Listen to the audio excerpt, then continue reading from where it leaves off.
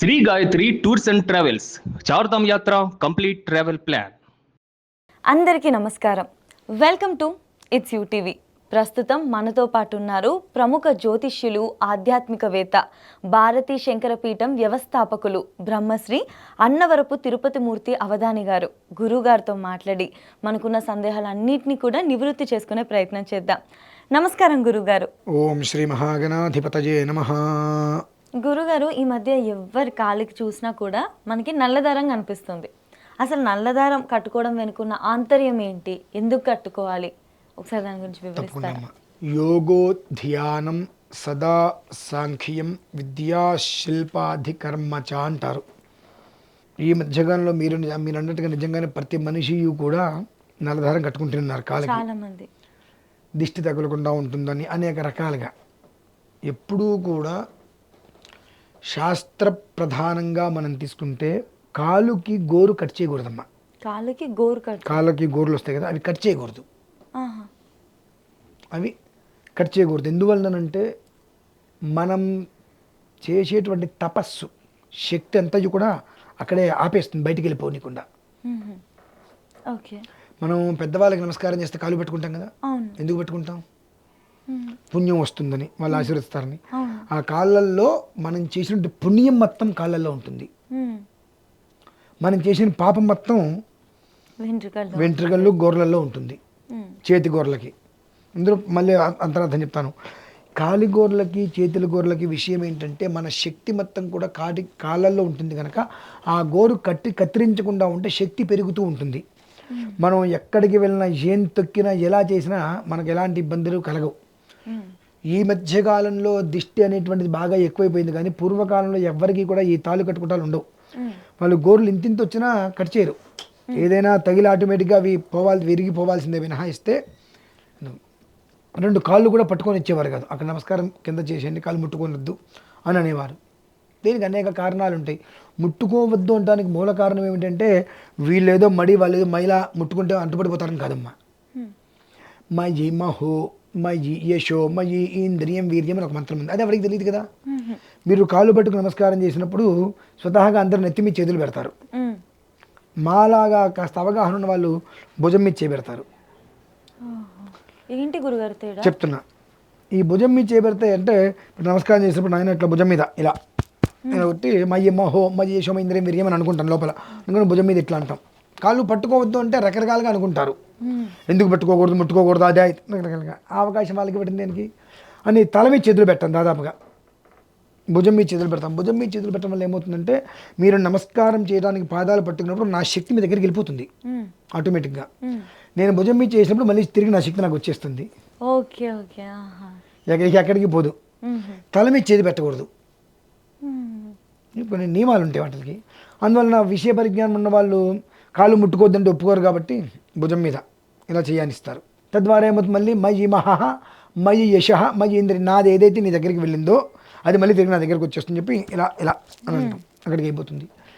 ఈ కాస్త గోరు ఉండటం వలన, ఈ పెద్దవాళ్ళు నడిచేటువంటి విధానంలో వాళ్ళ అడుగుజాడలో నడవటం వలన శ్మశానంలోకి వెళ్ళినా మనకి ఎలాంటి నెగిటివ్ వచ్చేది కాదు. ఎందువలన ఈ గోరు ఎక్కడా కూడా ఎవరికి పెరిగేవి కావు. ఎప్పుడు పూర్తిగా గోర్లు తీసేసేవారు, అవి ఖర్చు చేయకుండా ఉండేవారు. కాబట్టి భగవంతుడికి నమస్కారం చేసినప్పుడు ఆ శక్తిని ఈ వేలు ద్వారా తీసుకొని, ఇక్కడ మనం బొట్టు పెట్టుకుంటాం కదా, మనం దేవుడికి వెళ్ళి ఎలా నమస్కారం చేస్తాం? గుళ్ళోకి వెళ్తే మామూలుగా అయితే ఇలా నమస్కారం చేస్తాం. ఈ ఎప్పుడైతే మనం నమస్కారం చేసే ప్రక్రియ మారిందో జీవితం అక్కడి నుంచే నాశనం. నమస్కారం చేసే విధానం భగవంతుడికి రాజే. చిటికిని వేలు ఆయన పాదాల దగ్గరికి, ఇది మొత్తం కూడా హృదయస్థాన విప్రక్ష్య త్రికోణాంతర తిప్పి ఇలా వస్తుంది. ఇది వచ్చేటప్పటికి మనకి ఇక్కడికి రావాలి. ఇలా పట్టుకున్నప్పుడు భగవంతుడు పాదాల నుంచి హృదయం వరకు ఈ 4 వేళ్ళు కూడా ఏం చేస్తాయంటే ఆ శక్తిని స్వీకరిస్తాయి. గోర్లు లేకపోవటం వలన ఆ శక్తిని స్వీకరించి బటన్ వేలు మించి మన నుదుటిలోకి పంపిస్తాయి. కొన్ని ఆలయాలకు వెళ్ళి మనకు తెలియకుండా నమస్కారం చేసుకోగానే కేశాలు ఒక్కసారిగా ఇదవుతాయి. ఒంట్లోంచి ఒక్కసారి వీటిని ఏదో అంటారు, వచ్చేసేస్తుండే ఒక్కసారి. ఏంటంటే ఆ వైబ్రేషన్ వచ్చేస్తుంది మనకు. చేతికి గోర్లు ఎవరికి పెంచుకునే 99% ఎవరు పెంచుకునేవారు కాదు. భగవంతుడికి ఇలా శిరస్సు ఉంచి నమస్కారం చేయడం వలన అక్కడి నుంచి భగవంతుడి పాదాల నుంచి ఇక్కడి వరకు కూడా ఉండేటువంటి ఒక శక్తి మొత్తం కూడా మనకు వచ్చి ఈ మన నుదుటిన కుంకుమ ఈ తిలకంలోంచి అది వైబ్రేషన్ తీసుకుని లోపలికి వెళ్ళిపోతుంది. నెగిటివ్ పొరపాటు మన దగ్గరికి రానిదు. అలా మన ఋషిని కాపాడుతూ ఉండేది. ఆ శక్తి అంతా ఎక్కడికి వెళ్ళి ఆగుతుంది? మళ్ళీ పాదాల దగ్గరికి వెళ్ళి ఆగుతుంది. అందుకనే ఎక్కడికి వెళ్ళినా ఎలా తిరిగినా ఏం చేసినా ఇంటికి వచ్చి కాలు కొడుతూ లోపలికి వచ్చేసేవాళ్ళం. కానీ ఇవాళ నల్ల దారాలు ఎందుకు కొడుతుంది? నలుపు అని అంటే నెగిటివ్ దగ్గరికి రానివ్వకుండా చేసేది. నెగిటివ్ అంటే చిన్నపిల్లలకి నల్లబొట్టులో పెడుతూ ఉంటారు, కాటిగా రకరకాలుగా పెడుతూ ఉంటారు. ఎందువల్లంటే దిష్టిని దూరం చేస్తుంది. సో ఇప్పుడు ఒక పోకడ అంటారు. ఏమిటి అని అంటే గోళ్ళు పెంచుకోవటం హ్యాబీ. అవునవును. ఎంత అందంగా పెరిగితే వాటికి అన్ని రకాల రంగులేసి అంత చక్కగా నాకు పుణ్యం వద్దు. చేతికి గోళ్ళు పెరగడం వల్ల నెగిటివ్ బాగా లాక్కుంటుంది. మనము పూర్వకాలంలో మీరు గమనించండి, అభిషేకం చేసేటప్పుడు బిందెల్ని ఇలా పట్టుకొని వెళ్ళేవారు, లేదంటే కనుక ఇక్కడ ఇలా పట్టుకొని వెళ్ళేవారు. ఈ చేతులు లోపలికి వెళ్ళేవి కావు, ఇలా పట్టుకోవటం. ఎందువల్లంటే గోరు తగిలితే ఆ నీరు అభిషేకానికి పనికిరాదు. పాపానికి మూలం గోరు వెంట్రుకలు, పాపానికి మూలం గోరు వెంట్రుకలు. అందుకనే గోరులు తీసి ఎక్కడ పడితే అక్కడ పడేద్దు, జుట్టు తీసి ఎక్కడ పడితే అక్కడ పడేద్దు అని అంటారు. అవి తొక్కటం వలన కూడా చాలా నెగిటివ్స్ వస్తూ ఉంటాయి. పూర్వకాలంలో ఇవన్నీ పాటించేవారు కాబట్టి వాళ్ళకి ఇవన్నీ అవసరం లేదు. ఇప్పుడు గోరులు విపరీతంగా పెంచేసుకొని మనకు సంబంధం లేనటువంటి అష్ట దరిద్రాలు, ఇబ్బందులు, నెగిటివ్లు ఎక్కడెక్కడ మూల ఉంటే అవన్నీ కూడా గోళ్ళ ద్వారా ఆకర్షించి తీసుకుంటున్నారు. తీసుకొని ఏం చేస్తున్నారు? ఇంకా కాళ్ళ గోర్లు కట్ చేసేస్తున్నారు.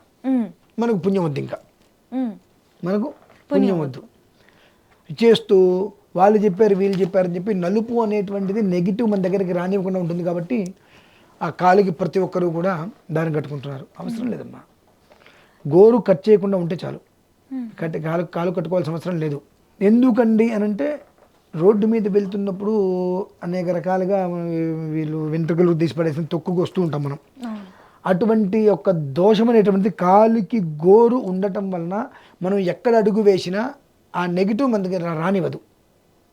ఎందువల్లంటే మన శక్తి మొత్తం పాదాలకే ఉంటుంది, శక్తి మొత్తం పాదాలకే ఉంటుంది. ఆ పాదం అనేటువంటిది నడుస్తేనే మన జీవితం ఉంటుంది. ఆ పాదం నడుస్తేనే జీవితం ఉంటుంది. 1,00,00,000 రూపాయలు కాలు లేకపోతే కుంటోడు అంటారు, అవునా? సో ఆ పాదాలని నువ్వు ఎప్పుడూ కూడా గోరు కట్ చేయకుండా ఉంచుకుంటే ఎలాంటి నెగిటివ్ నీ దగ్గరికి రాదు. అది వాళ్ళు ఏంటంటే సైన్స్ అనేటువంటి విషయం వచ్చి ధర్మం అనేటువంటి దాన్ని తొక్కేసేసి నల్లదారం చుట్టుకోండి కాలికి మంచిది, ఒక మంచిది శుభం. నలుపు అనేటువంటిది నెగిటివ్ దగ్గరికి రానివ్వకుండా ఉంటుంది కాబట్టి ఓకే, నష్టం లేదు, కట్టుకో.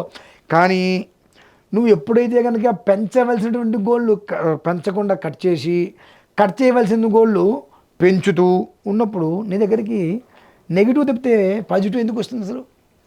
అందుకనే ప్రజ్వలిత అగ్నిశిఖా సదృశుడు అని చెప్పి ఆయన పేరు మార్కండేయులు వారండి.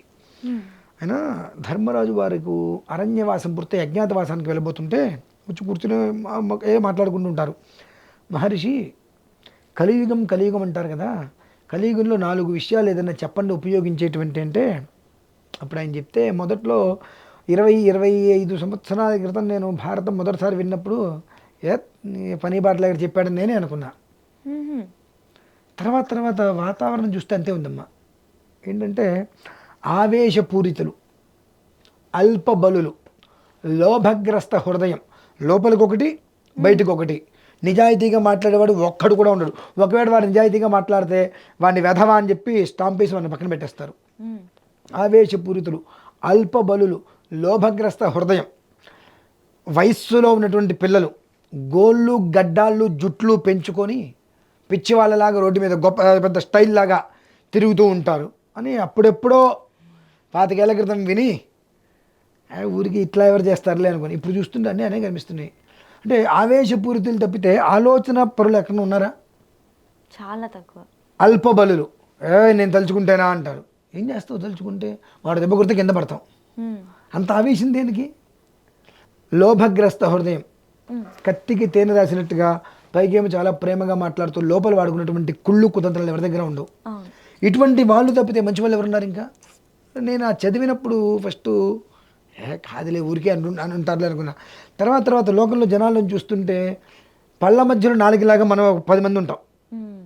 తత్మ వాళ్ళందరూ కూడా అదే మెంటాలిటీలో ఉంటే కలియుగం తప్పులేదులే, కలియుగం తప్పలేదు. తప్పులేదు అనేటువంటి స్థితికి రావాల్సిన పరిస్థితి వచ్చిందంటే ప్రతి మనిషియు కూడా వాస్తవానికి దూరంగా కర్మకి దగ్గరగా ఏదైతే మనకు అనవసరమో దాన్ని తీసుకొని, ఏదైతే అవసరమో దాన్ని వదిలేసుకొని, సంబంధం లేని వాటిని వైరల్ చేస్తూ, సంబంధం ఉన్న వాటిని తొక్కేస్తూ ఉంటున్నారు. అందులో భాగమే ఈ తాళు కట్టుకోవటాలు కూడా. నిజంగా కాళ్ళను శుభ్రంగా స్నానం చేసినప్పుడమ్మా గజ స్నానం అంటారు. అంటే గురుగారు, ఏనుగు గంటల తరబడి స్నానం చేస్తుంది. స్నానం అలా చేయాలి. స్నానం చేసేటప్పుడు కనీసంగా పాదాలను శుభ్రంగా రఫ్ చేసుకోవాలి. మనం ఏం చేస్తామంటే బాత్రూంలోకి వెళ్ళంగానే ముందు కాళ్ళ మీద నీళ్ళు పోసుకోవడం అలవాటు చాలామందికి. కాళ్ళ మీద నీళ్ళు వేసుకుంటారు. పైనుంచి నీరు కిందకి పోవాలి ఎప్పుడు కూడా. స్నానం చేసే ప్రక్రియ నుంచే అతని కర్మ ప్రారంధాలు ఉంటాయి. ఇలా అలా చేసుకుంటూ రావాలి. అలా చేసుకుంటూ రాకుండా నేనేదో నల్లతాడు చేతికి కట్టుకుంటాను, లేదంటే నల్లతాడు మొలకు కట్టుకుంటాను, కాలు కట్టుకుంటాను అంటే ఎన్ని తాళ్ళు కట్టుకుంటూ ఉపయోగం ఏముంది? మనకు ఏంటంటే నేను నల్లతాడు కట్టుకుంటే నాకేం కాదు అనే ఫీలింగ్ మాత్రమే, ఆ సాటిస్ఫాక్షన్. దానికోసం మేము మినహాయిస్తే వేరే ప్రత్యేకమైనటువంటి ఏం లేవమ్మా. ముఖాన్ని నల్లబొట్టు పిల్లలకి పెడతారు, అది వేరు. అరిగాలకి పిల్లలకి పెడతారు, దానికి దీనికి సంబంధం లేదు. పిల్లలకి కూడా చేతులకి ప్రత్యేకంగా నల్లపూసలు నల్లపూసలు అన్నీ కడతారు, అదంతా వేరు. కానీ నల్ల తాడు అనేటువంటిది గత 15-20 సంవత్సరాలుగా జనాల్లోకి వచ్చింది. ఆ తర్వాత జనాలు కూడా ఆ నల్లతాడుని కొంతమంది ఏమో గొప్ప కోసం కట్టుకుంటూ ఉంటారు. మేము చూస్తూ ఉంటాం కదా, వాళ్ళు ప్యాంట్ షర్ట్ టక్ చేసుకొని ఉంటాడు, అవేవో షూ ఉంటాయి, దానికి సాక్సులు ఉండవు. నిలబడితే ఆ ప్యాంట్ ఏమో ఇక్కడ మణికట్టు ఏదైతే ఉంటుందో పాదాలకి దానికి పైకి వస్తుంది ఆ ప్యాంటు. ఆ పైకి ప్యాంటుకి ఈ షూకి మధ్యలో తాడు కనిపిస్తుంది. అది కనిపించడం కోసమే కొంతమంది ప్రత్యేకంగా చూడంగానే అనుకుంటా కర్మ ప్రార్థన చేయగలిగేది ఏం లేదు, చెప్తే వినట్లేదు నాన్న, తాళ్ళు కట్టుకుంటే ఏదో బ్రహ్మాండం అని చెప్పి ఆ తాడు కట్టుకోవడం వల్ల నీకేదో దైవభక్తి ఉందని చెప్పి ఎదుటివాడు అనుకోవాల్సి నువ్వు ఫీల్ అవుతున్నావు. అంత అంబక్య అనే విషయం అర్థమైంది గురుగారు. అసలు తాడుది అవసరం లేదు, మీకు నిజంగా నెగిటివ్ ఎనర్జీ ఉండకూడదు అని అనుకుంటే మన ఎప్పటి నుంచో పురాతన కాలం నుంచి వస్తున్న సంప్రదాయం కాస్త మార్చుకోవటం. ఓల్డ్లో కలిపి హ్యాండ్స్ ఇవి పెంచవద్దు, అది తీయవద్దు. ఈ రెండు ఇవి పెంచవద్దు, కాళ్ళవి తీయవద్దు. ఈ రెండు ఉంటే చాలు. 3 ఏంటంటే నమస్కారం చేసేప్పుడు పెద్దవాళ్ళకైనా భగవంతుడికైనా తలెత్తి ఇట్లా కాదు, తల పొంచి నమస్కరిస్తే అక్కడి నుంచి ఆ శక్తి మొత్తం కూడా ఈ బటన్ వేళ్ళ ద్వారా మనం పెట్టుకున్నటువంటి లలాట స్థానం, అది అత్యంత మనిషి యొక్క శరీరంలో అత్యంత మర్మస్థానం అమ్మ అది. ఈ లలాటం దగ్గర ఒక కంది గింజ పెట్టి ₹1 వేలు పెట్టి గట్టిగా నొక్కితే మనిషి చనిపోతాడు. అంటే మర్మస్థానం అంటే అది అంత ప్రమాదకరమైనటువంటిది, అంత సున్నితమైనటువంటిది. ఆ మనిషి యొక్క నెగిటివ్ని పూర్తిగా నిరోధించి పాజిటివ్ని అబ్జర్వేషన్ చేసుకొని 24/7 ఎప్పుడు కూడా మన చుట్టూతా కూడా పాజిటివ్ వైబ్రేషన్ అదే ఇస్తుంది మళ్ళీ మనకు. అందుకని నార్మల్గా ఉండేటువంటి వెధవ మొహానికి కాస్త బొట్టు పెడితే ఉండేటువంటి ముఖానికి మన పెద్దవాళ్ళు అంటారు వెధవ ప్రేతమొహం వేసుకొచ్చేవేంట్రా అంటారు. బొట్టు అలా పెడితే అది ఎట్లా బొట్టు ముఖాన్ని పెడితే ఎట్లా ఉన్నా ఒక రకమైన కళ వెంటనే ఏర్పడుతుంది. అదమ్మా కావాల్సింది. చాలా బాగా చెప్పారు గురుగారు, ధన్యవాదాలు. పరమేశ్వర.